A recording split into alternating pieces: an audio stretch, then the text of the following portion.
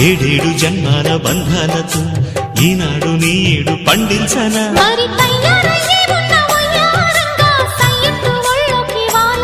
చూసుకొచ్చానమ్మా చూడు ఉత్సాహంగా చిన్నారి వన్నెల్ని ఏలంగా ప్రతిక్షణం